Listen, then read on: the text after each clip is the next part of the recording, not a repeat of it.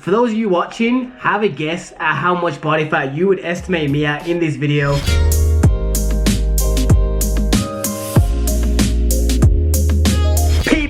People, welcome to the YouTube vlog.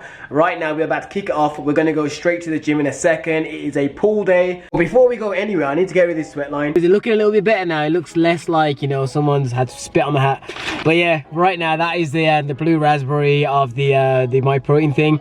Once upon a time, fun fact, about 5 maybe 6 years ago, I slated this exact flavor for myprotein from their pre-workout because it used to, one, look super bleached blue, and it used to stain your teeth and tongue.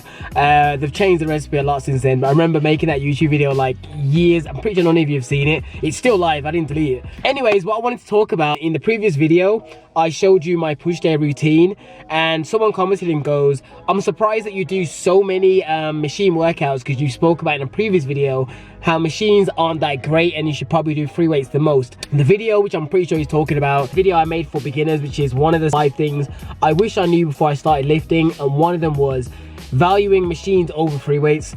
And the first thing is that, one, when I said that, I was more talking about beginners, because I do believe that free weights as a beginner is drastically going to improve your physique so much more than machines.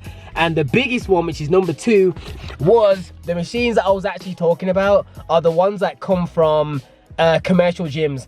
I can't speak for America, but for England in particular, our commercial gyms are known for not having the best machinery. Like, the machines that you get just are really fixed, they're just not that great. Whereas in the gym that I was training, which is Emporium Gym, where we're about to go now, they have an abundance of machines that are just really good. Like the way that they're positioned, the way that they help you, and just in general, most local gyms have the best machines because they pay the extra money to get hammer strength machines, which really are really good for your physique. Anyway, I don't need to drown on that anymore. I'm going to sip on my pre-workout as I make my way to the gym.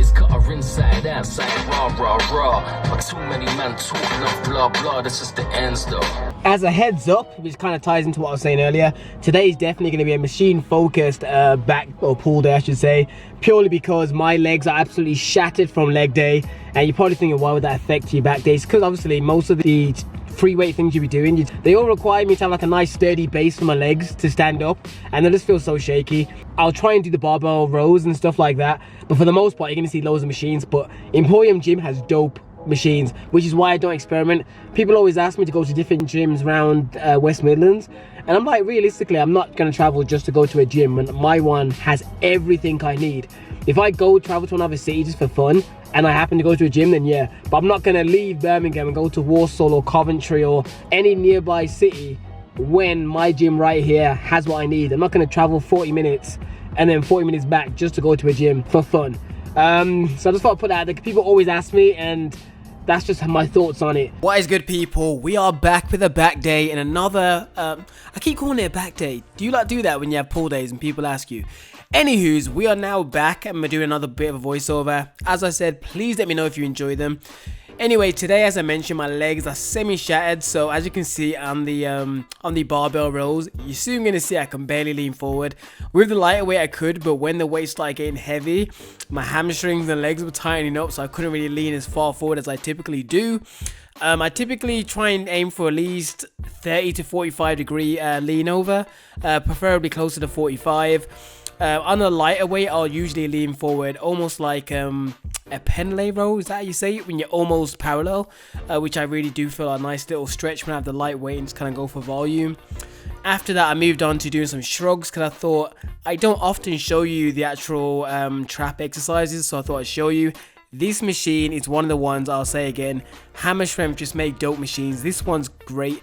There's actually 2 or 3 variations of how you can actually lift this machine, and it's just really, really good for the traps. You feel a nice squeeze, and the king thing is about control, and really pause at the top if you can for a split second.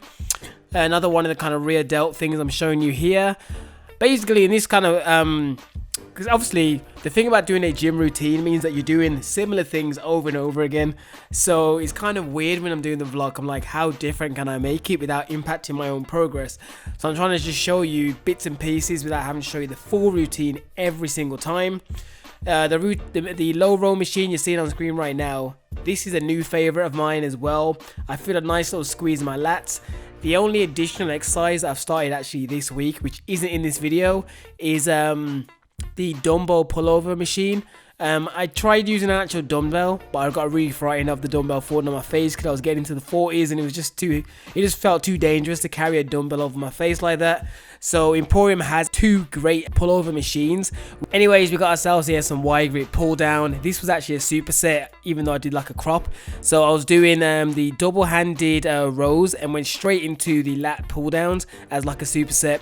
Coming near the end of the workout, as you can see, I did a little bit of rear delts, and the main thing was seeing my physique. I wanted to see what my weight looked like. This is around the 172.9 realm, so just 173 pounds. So yeah, man, I was happy with a little bit of progress. Anyways, enjoy the vlog. I hope you did. Peace. Alright people, the workout is now done. Feel pretty good. What is good people? We are literally doing a bit of inception because you just saw me do the voiceover, or you just heard me do the voiceover, and this is my little setup that I bought. A very good investment from Amazon. Anyways, what I wanted to end this video on is something based on a question I got asked today, and I feel like I can tie it into today's video.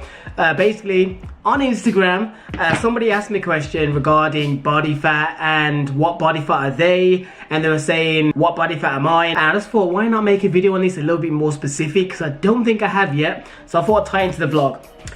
First off, let me just put it out there. For those of you watching, have a guess at how much body fat you would estimate me at in this video. I'm going to put a nice little clip on screen. You estimate what body fat you think I am in that clip.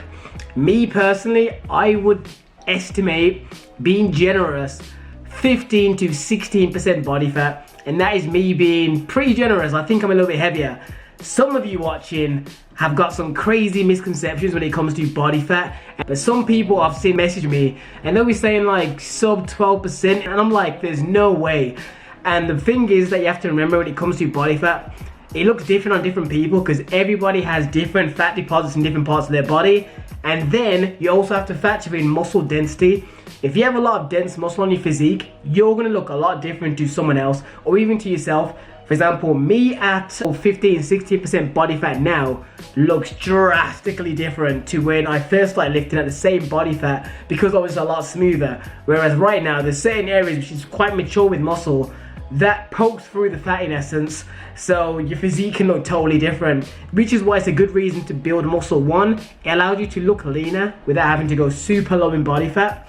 2, having more muscle on your frame actually helps you burn more calories just being stationary, helps your metabolic rate or whatever. So basically, in essence, that is my estimation. Feel free to comment down below what you believe it to be, but I'm pretty sure it's no lower than that.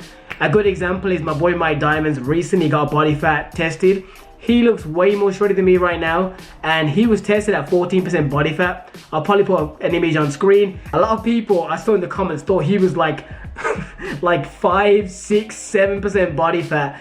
If it was me, I would have thought he was 11 or 12% body fat, probably closer to 12, simply because even though his upper body is super lean, his legs are still kind of chunky and don't have super shreds. The other important number for you is just your total fat mass. 14.3% body fat. Are you f***ing kidding me?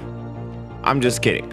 Now, what we didn't discuss in the meeting with Kevin is that I am much leaner in my trunk and in my arms as compared to my legs. I have the body fat distribution of a woman, but this is the case for a lot of males. So everyone has different fat deposits. Look at people like Matt Does Fitness. You know, I'm going a bit too depth here, but look at people like Matt Does Fitness, right? Super lean upper body, his legs are super like thick, and he knows it, he talks about it in his videos. So it's things like that you have to always consider, because when you're a newbie looking at it, or someone that's maybe overweight and doesn't have much muscle, you're thinking there's no way in hell, because I'm potentially 18% body fat, I don't like them. It's because you don't have the muscle yet, so bear that in mind. In regards to you guys now, personally, I wouldn't get too hung up on body fat, especially if you're in the first 2-3 years of training. Realistically, progress photos should be your go-to. Knowing your number of body fat really doesn't matter. Let's put it real. Say if you went and got a DEXA scan, right, and it says for some reason that you are 10% body fat, but you know in the mirror you don't look good. Would you care about that 10% number that's given you? No. At the end of the day, especially in those beginning stages, focus on actually physically looking better over time. Do not put too much time, energy, and especially money into trying to get loads of in-house scales to be super accurate, or going to pay for DEXA scanners when you're not in that league. If you're someone that's competing and you're going on stage, then it may be more beneficial, but for your average person, you don't need to know. I've been lifting for years and I've never bothered to go get it properly checked. I can estimate with a rough estimation, maybe give or take 3%, but like, it doesn't really matter regardless, even if I could get it dead down. If I went and got a DEXA scan tomorrow, knowing the number wouldn't really make a difference to my physique. Knowing the number doesn't change shit. You can get told 15, you can get told 20. At the end of the day, you know whether you want to look leaner or you need more muscle to build. You don't need to know that number. But anyways, that was a little bit longer and more in depth than I wanted to go, but I just thought I might as well touch on it a little bit because so many people ask me about body fat and obsess about it for themselves, and I just feel like it's a very unhealthy habit. It's almost the same as people that obsess over the scale number about losing weight when the aim is to look physically better, not look lighter on a scale. Numbers in general can be very, very dangerous for certain people if you're not well educated and have real good self-esteem and don't have body dysmorphia, or, you know what I mean, just issues when it comes to weight and food. Anyways, people, I hope you enjoyed this video. Feel free to comment down below and chime in. I want to see if you guys agree with me or do you think I'm way off. Anyways, I'm going to finish off editing this video, potentially put it out for you guys tomorrow. I also went to the Body Power head office a few days ago as well, which I'm going to make a video on, so stay tuned for that. Anyways, your boy's gone. I'm talking like I'm about to rap. Anyways, I'm gone, people. Like, comment, subscribe, and I'll see you in the next one. Peace.